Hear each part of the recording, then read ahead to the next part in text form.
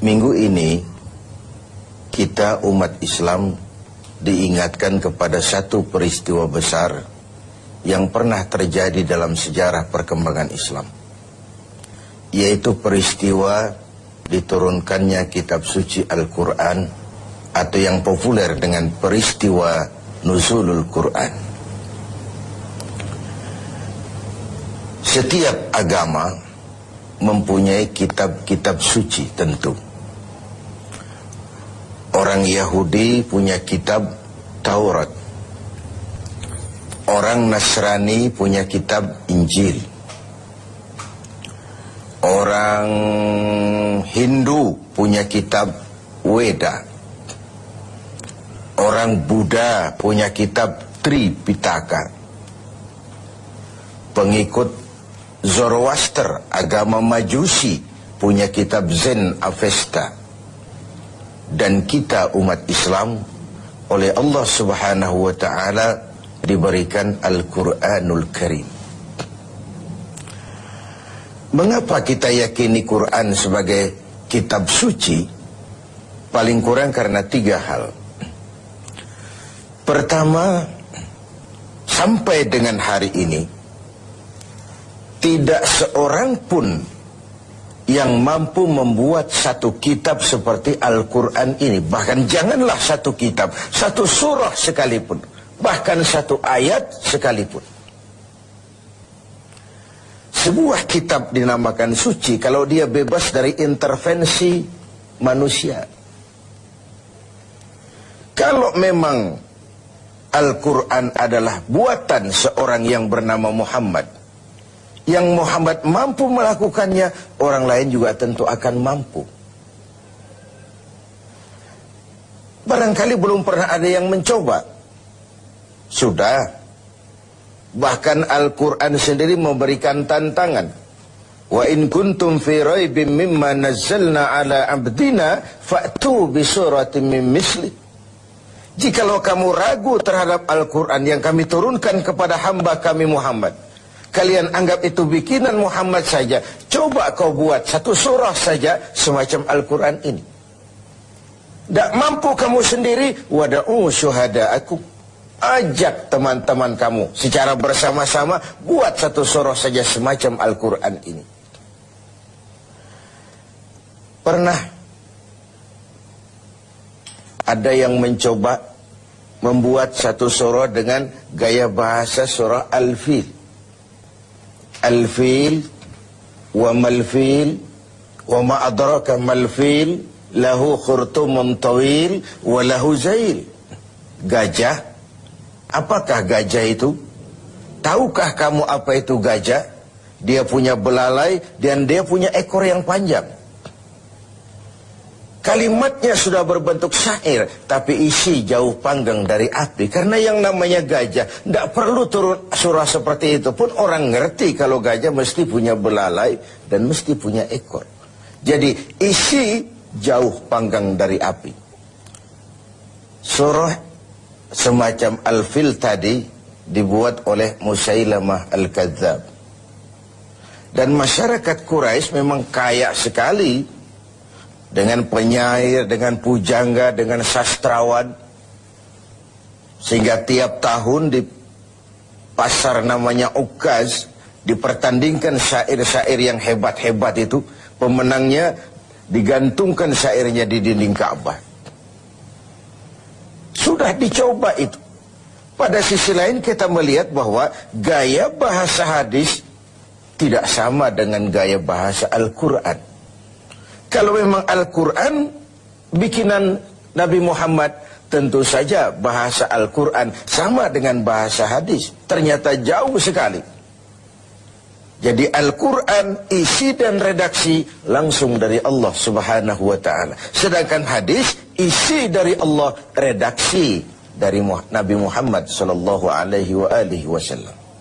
Ini yang pertama. Yang kedua, kita yakini Quran sebagai kitab suci karena ajarannya sesuai dengan fitrah manusia. Secara logika bisa kita terima tentu. Allah pencipta manusia. Allah tahu benar batas kemampuan maksimal yang dimiliki oleh manusia. Karena itu kitab suci yang diturunkan untuk manusia tentu sesuai dengan fitrah manusia itu sendiri.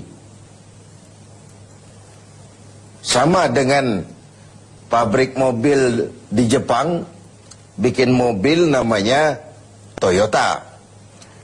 Seiring dengan itu dia keluarkan buku panduan tentang mobil Toyota. Mobil ini namanya Toyota, kecepatan maksimal sekian ratus kilometer per jam, bahan bakarnya ini, kalau rusak memperbaikinya begini, onderdilnya ini. Karena pabriknya lah yang membuat mobil, pabriknya juga yang mengeluarkan buku petunjuk, tentu saja buku itu sesuai benar dengan mobilnya. Lalu tidak mungkin juga kita punya mobil Toyota rusak, kita perbaiki dengan buku panduan yang dikeluarkan oleh pabrik mobil Fiat misalnya. Tentu saja tidak cocok. Begitulah manusia. Jikalau dia ingin baik, jikalau dia ingin mencapai sukses dunia dan akhirat nanti, dia harus menggunakan buku petunjuk yang diturunkan oleh yang bikin manusia. Perintah Al-Quran, ajarannya sesuai dengan fitrah. Apabila kemampuan melaksanakan sebuah perintah berkurang, maka tekanan perintah pun biasanya menurun.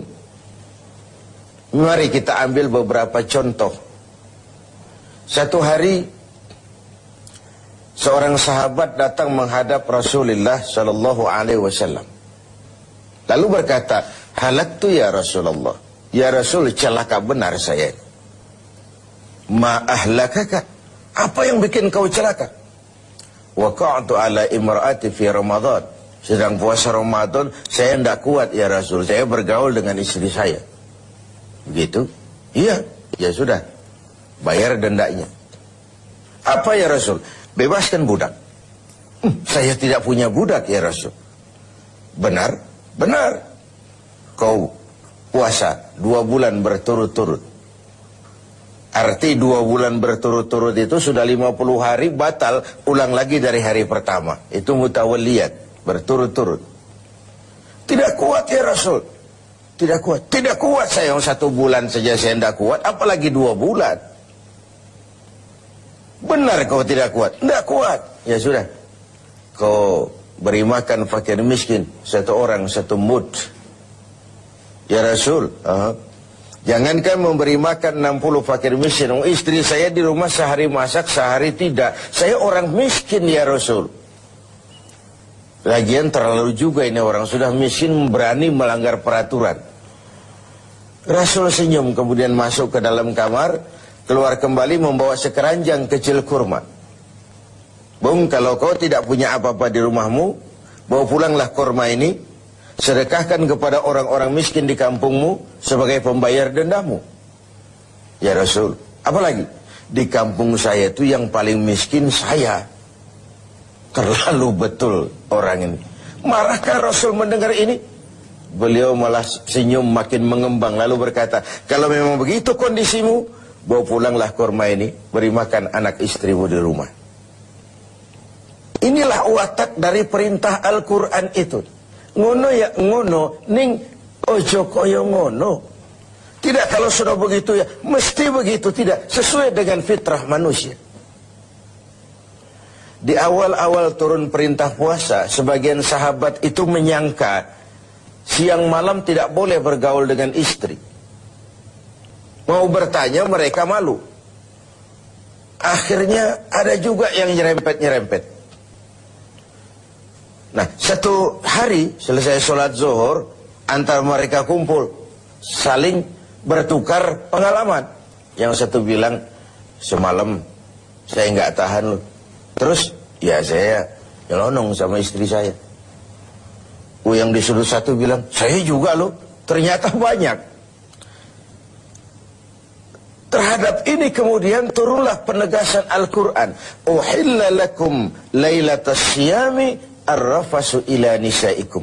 Dihalalkan bagi kamu pada malam berpuasa bergaul dengan istrimu. Kenapa? Ini fitrah. Ini manusiawi. Kalau siang tidak boleh, malam pun tidak boleh, sebulan penuh, apa ndak pingsan manusia itu? Inilah fitrah. Sesuai dengan fitrahnya. Semua ajaran agama, semua konsep Al-Quran sesuai dengan fitrah manusia. Suatu kitab dinamakan suci memang kalau ajarannya sesuai dengan fitrah manusia, bukan memberikan beban kepada manusia. Makin kita renungi konsep Al-Quran, makin kita renungi perintah-perintah agama, makin sampai kita kepada keyakinan bahwa itu sebenarnya apa yang diperlukan oleh manusia. Kita perlu sholat, kita perlu puasa, kita perlu zakat, sedekah, kita perlu sholat tahajud di keheningan malam, perlu.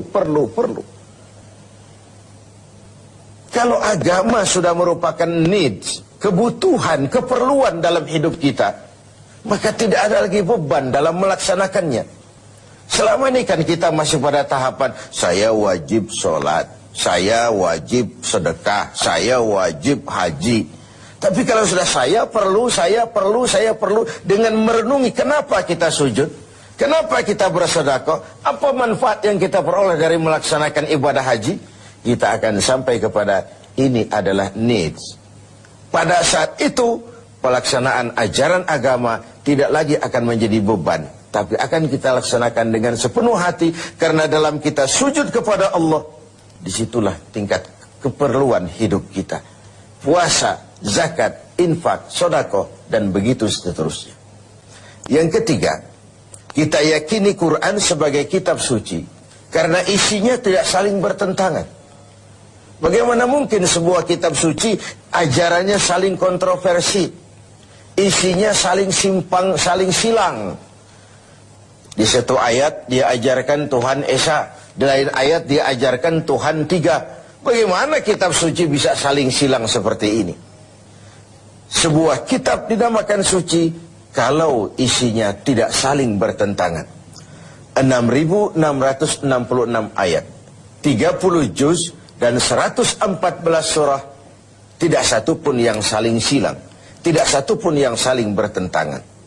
Oleh karena itu, dengan memperingati turunnya Al-Quran, mari kita banyak membacanya. Dan membaca adalah pengantar untuk bisa mengerti dan memahami. Sedangkan mengerti dan memahami adalah pengantar untuk bisa mengamalkannya dengan sebaik-baiknya. Hanya jikalau kita membaca, kita mengerti. Hanya jikalau kita mengerti, kita bisa mengamalkannya dengan sebaik-baiknya.